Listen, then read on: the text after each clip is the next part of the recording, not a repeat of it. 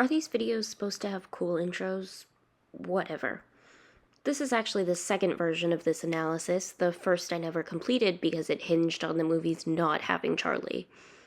And hey, they may still not have her, but since it was leaked she would be in the movies, my entire analysis went down the drain. Side note, I wrote this part of the script before the trailer. It seems that Charlie is definitely in the movies, and I do love her, and I can't wait to see her. So, my theory went down the drain, and I did the only natural thing. I crashed out and made a nonsensical chart that I posted on Tumblr.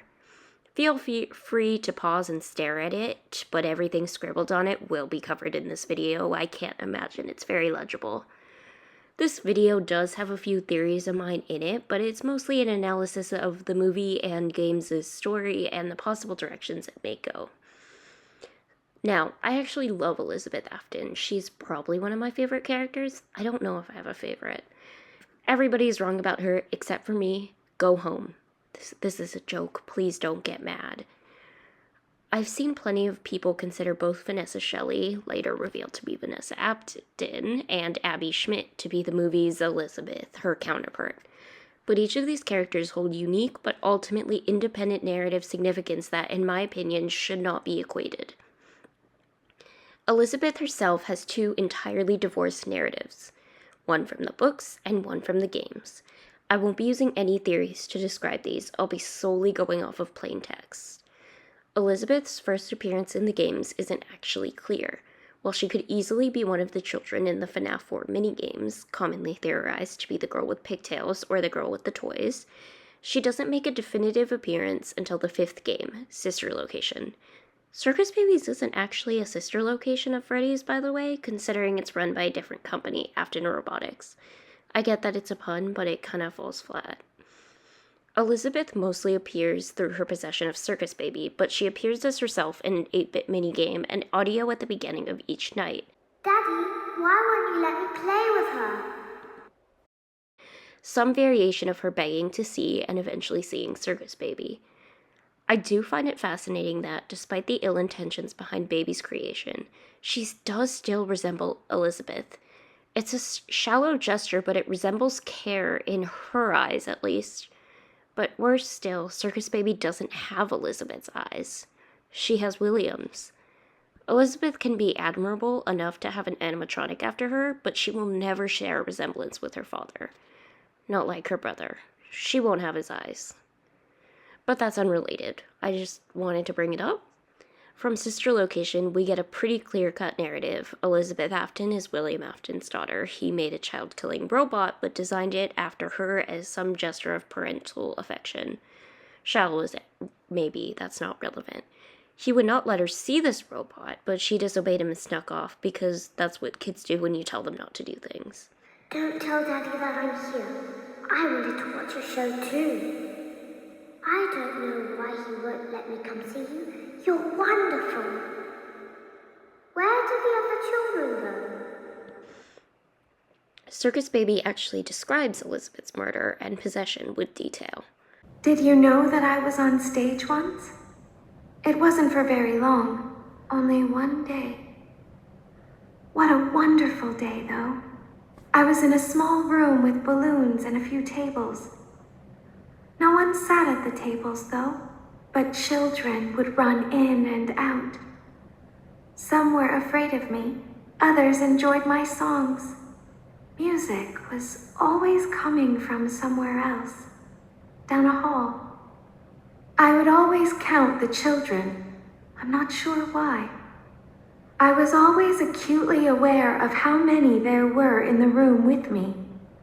2, then 3, then 2, then 3, then 4, then 2, then none. They usually played together in groups of 2 or 3. I was covered in glitter. I smelled like birthday cake. There were 2, then 3, then 5, then 4. I can do something special. Did you know that? I can make ice cream.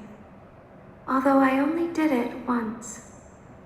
There were 4, then 3, then 2, then 1. Something happened when there was 1. A little girl standing by herself. I was no longer myself, and I stopped singing. My stomach opened, and there was ice cream. I couldn't move, at least, not until she stepped closer.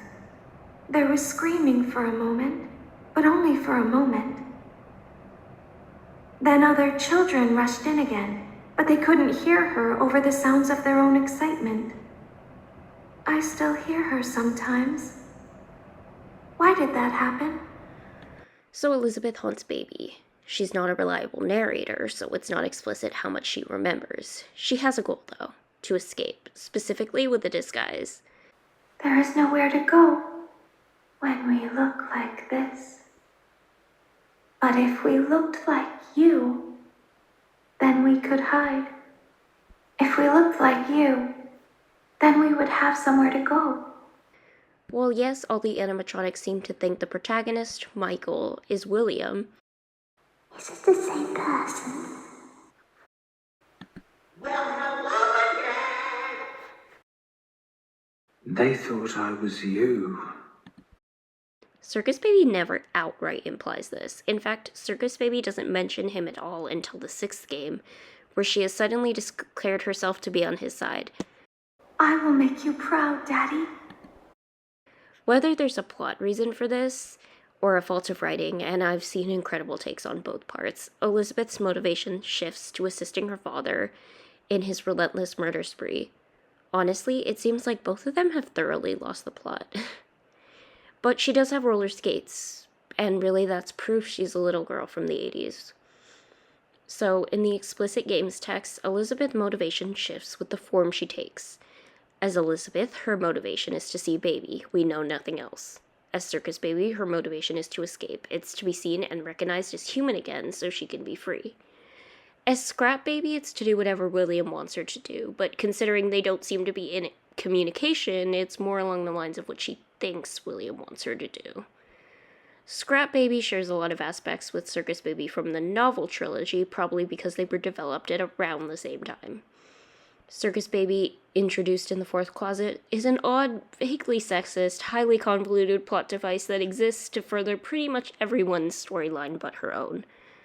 Sorry for the book shade, but also not really. I think they deserve it, and I could rant about them for like an hour. Circus Baby was originally the 4th robotic model of Charlotte Emily. This is a retcon made obvious in the graphic novels, but it is in the canon story, so it's what we're going with. She was made long after Henry's grief made him depressed. She was made with anger and resentment. She was told she was wrong, she shouldn't exist, and was locked away, incomplete. William found her, he repurposed her to Circus Baby. The whys and hows don't make sense, actually. How would a child fit in this skinny bitch?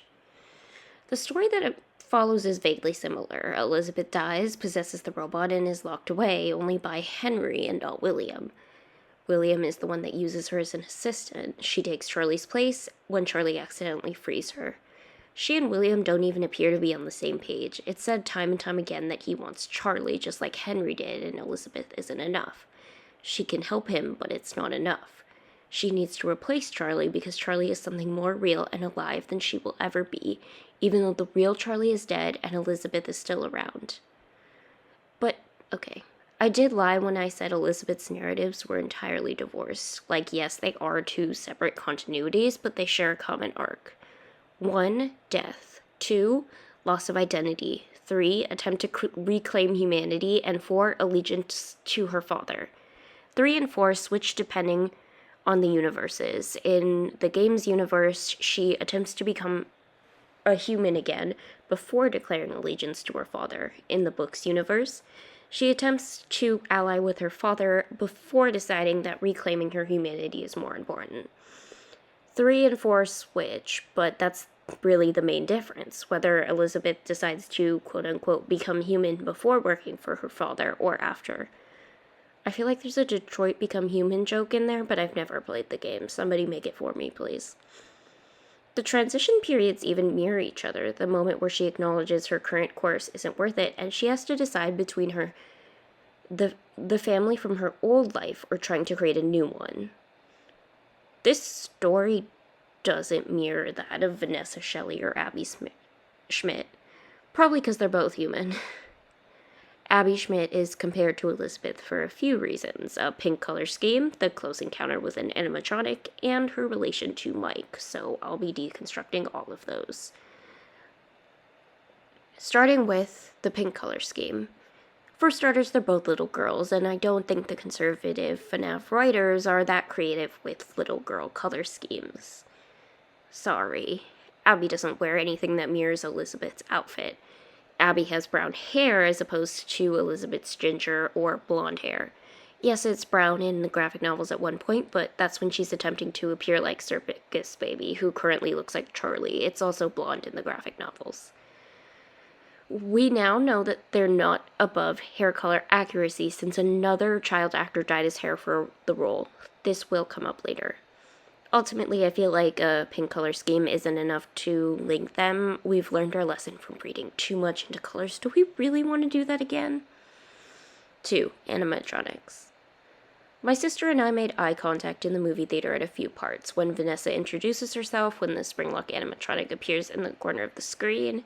I'm still mad I was the only one in the theater who shouted, "Was that the bite of 87?" when one of the vandals got bit.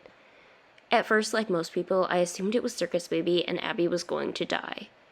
Only it's not. It's the Ella doll from the novel trilogy.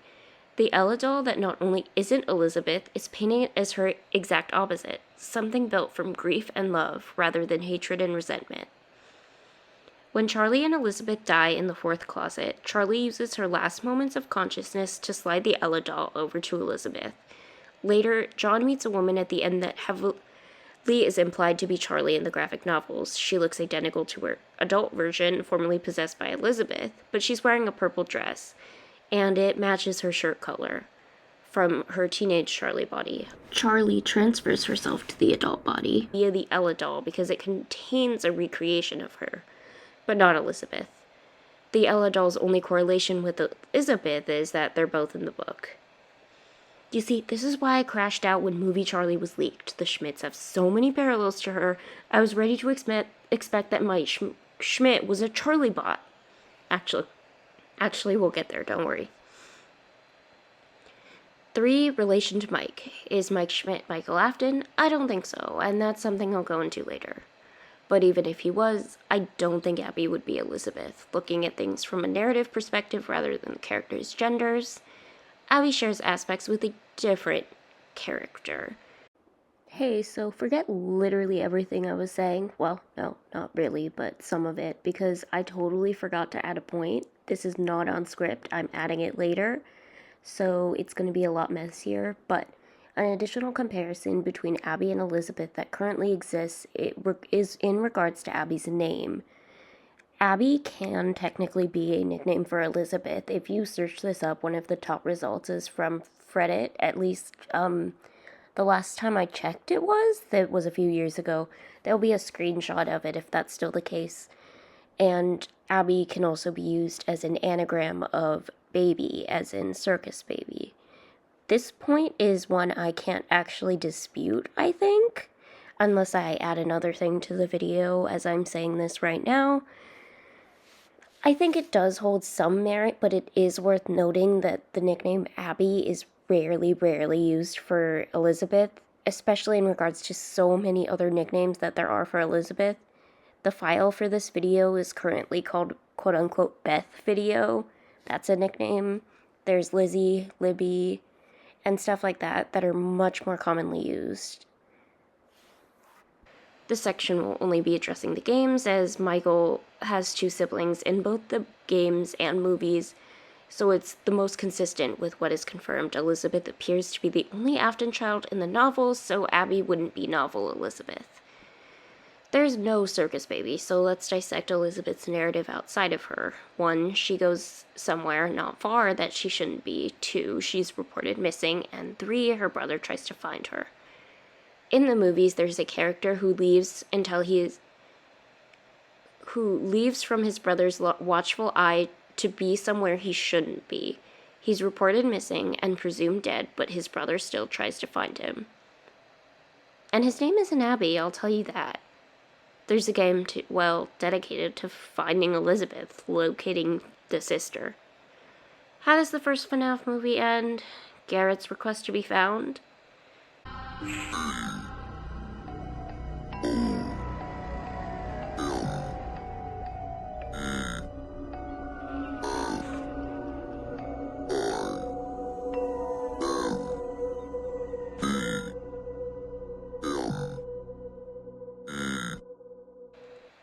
It's also accompanied by the puppet's music. Garrett and Charlie fist fighting over the role of the puppet. Golden duo is out, puppet duo is in. This all doesn't mean Abby is completely divorced from her siblings' unfortunate Afton parallels. Hers is just a different one.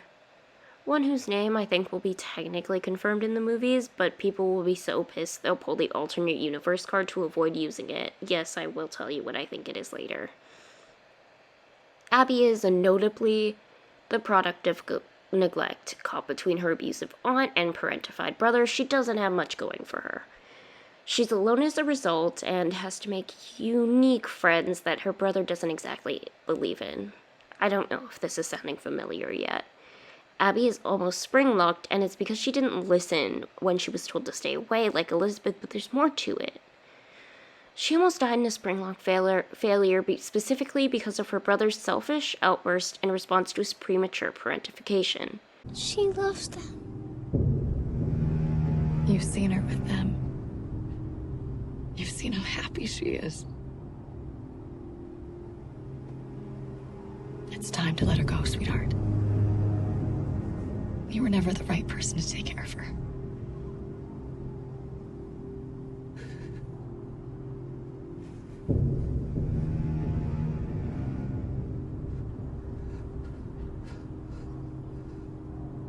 Okay.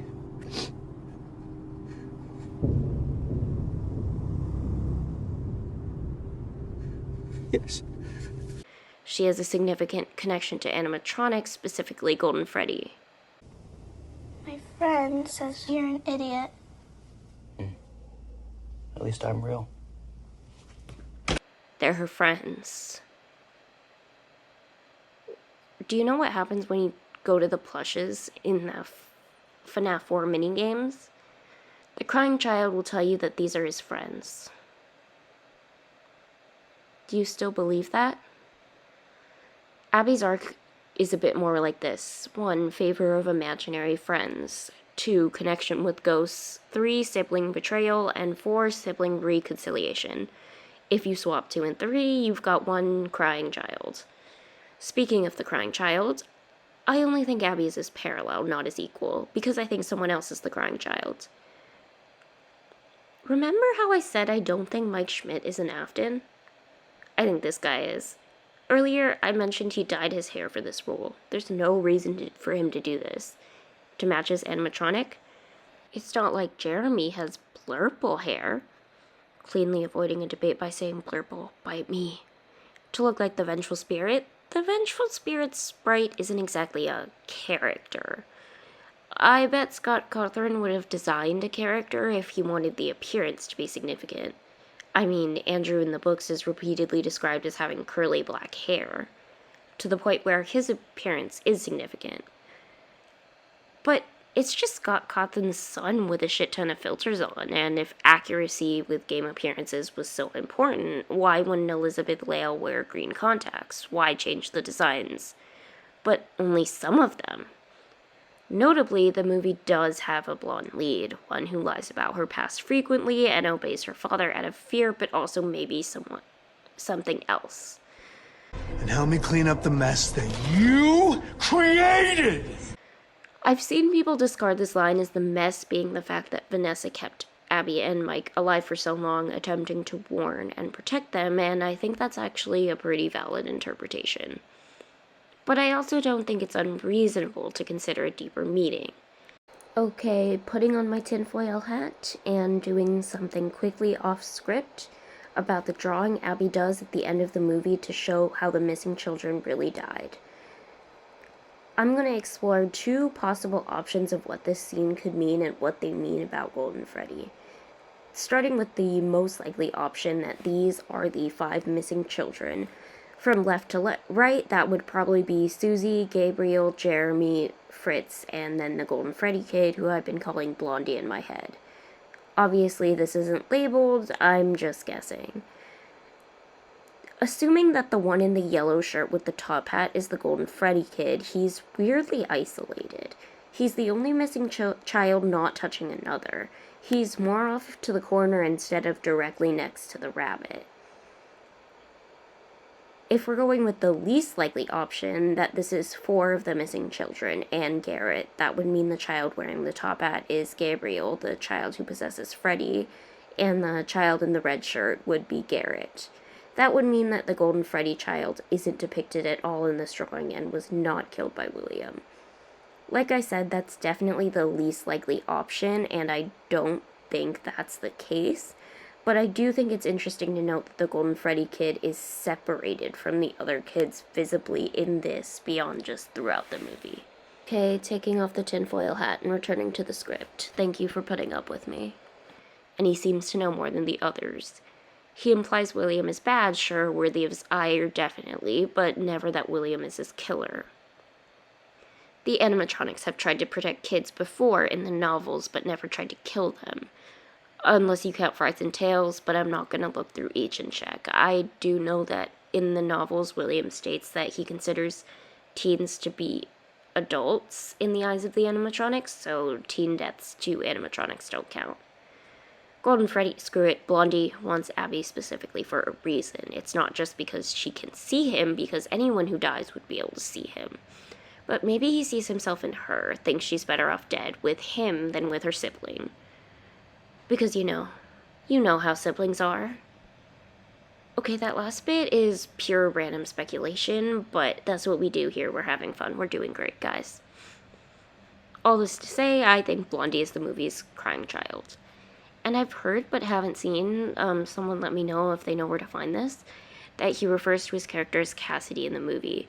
Which is to say, I think the movie will canonize Cassidy victim, but people are going to pull the alternate universe card so he can be Dave. I can tolerate the name Evan, personally. I actually quite like that name, but I can't call anyone other 40 Dave. It hurts my soul physically. Okay, circling back to this video's actual topic, women. Specifically this one. I don't think Vanessa is Elizabeth. For starters, she's not a robot. She was in the hospital for some time, and even though Robot Charlie could eat, sleep, drink, and bleed, they could still recognize her blood as fake blood. They point this out multiple times, that they find fake blood wherever she bled out. Someone would have noticed if Vanessa had Party City blood coming out of her veins. If any character would be a robot, it'd be Mike something something. I didn't take him, I took you. Mike's a robot. Garrett's living it up somewhere in, California. She's also notably not Elizabeth. Physical similarities aside, they don't share any similarities other than being Afton's daughter. Vanessa's not dead or missing. She's not trying to be the ideal daughter or reclaim her humanity. She works for her father, but she also just tries to scare away his victims. No more sleeping on the job. When you're at Freddy's, you stay alert. Vanessa's arc is something like this. Reluctant assistant. Get it. Reluctant follower. Sorry. 2, developing a safety net. 3, moral conflict. And 4, rebellion. We don't know why Vanessa listens to William. There's this ambiguous fear she has of him. Something happened to her, but we don't know what. He really messed you up, didn't he?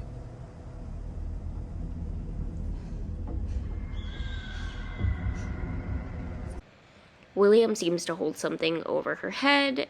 And help me clean up the mess that you created! And this is where we get into the wild speculation portion of the video.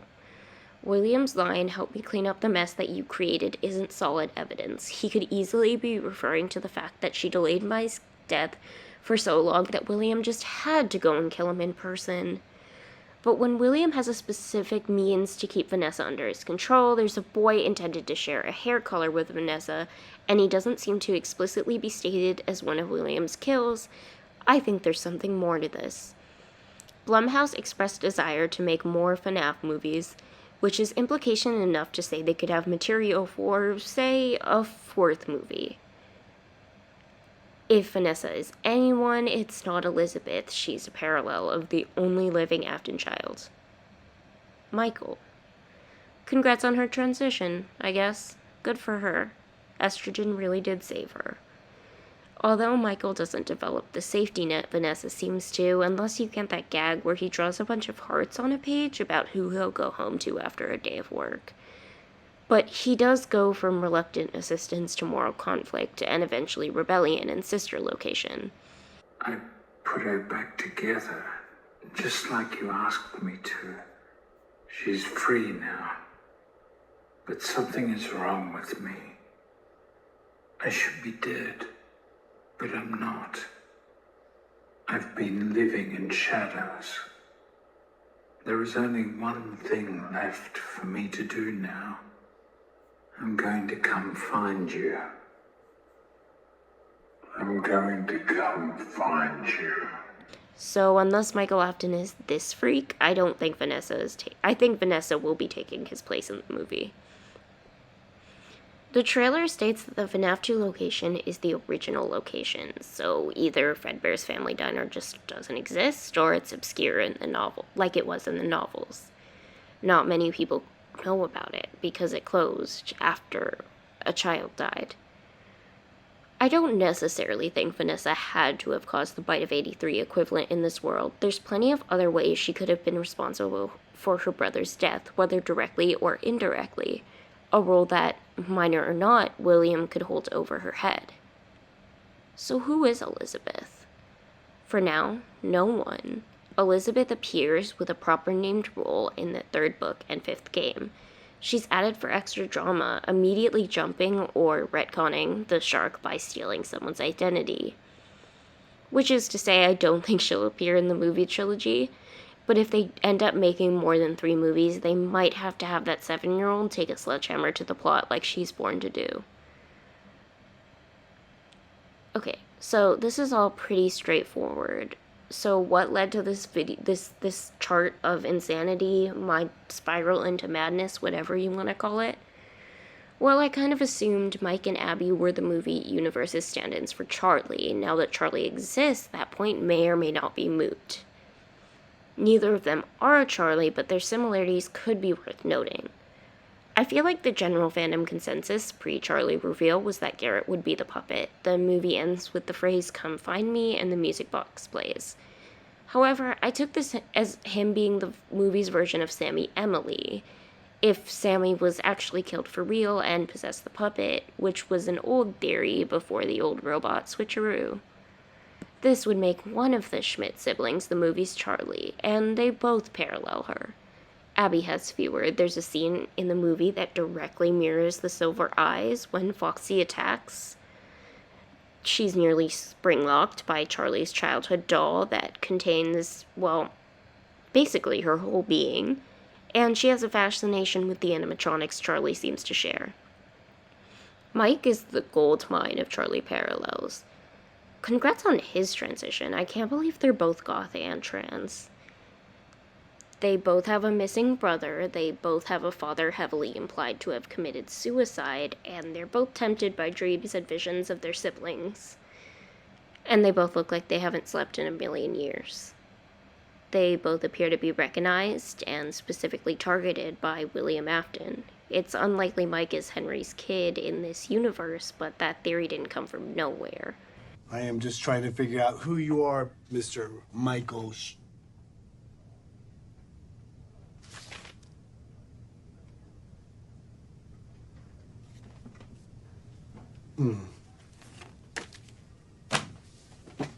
Coffee? It's weird that William reacted like this, even if he somehow recognized Mike as Garrett's brother. Schmidt is a common last name. Why did he react like this? How would he know what he looked like several years later, and why this kid over all the other kids? Susie has an older sister in the books, why not her? The similar structure of the movies is also worth noting. 1. A cryptic Afton introduces the protagonist to the closed Freddy Fazbear's. The protagonist discovers that the animatronics are aggressive to adults but not children.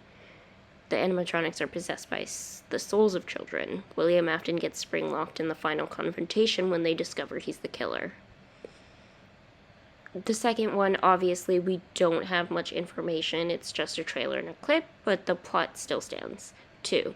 The animatronics are no longer confined to the pizzeria, and they seem to be searching for the protagonist for unknown reasons. So no, Mike and Abby aren't Michael and Elizabeth Afton, nor are they Charlotte Emily, but the similarities feel intentional. Mike Bot fans are holding their breath for real. It'd be so funny if Mike was the dead one all along and Garrett was just fine, but I feel like they wouldn't do that again. Would they? I feel like by this logic, Elizabeth Afton would be stealthily taking Abby's place and waiting to see how long before anyone notices. Wait, actually screw this entire video. I hope that happens specifically. I'm manifesting it. I don't know if I trust the movies with Elizabeth, but I also really, really want to see her. This franchise has always had its issues with writing women, but it's also given us Vanessa Shelly. Look at her, she's being so normal. Are they on a fucking date? Truly a win for T couples everywhere. Oh, I'm so excited for the next movie. I need to know who this man is. I doubt he's Jeremy Fitzgerald. Mike's friend is Jeremiah is reprising his role, so I get the feeling he's the movie's Jeremy Fitzgerald. But this franchise loves having as many Jeremys as humanly possible, so there's that. Watch them call the kid who's the Bonnie spirit, who's normally named Jeremy, like the third Jeremy. Watch them call him Cassidy just to fuck with us. It's gonna be wild, and we're gonna be popping the biggest bottles when Cassidy victim is confirmed in the movies. There's gonna be so much discourse, we're all gonna die. Thanks for watching, and I still don't have an outro.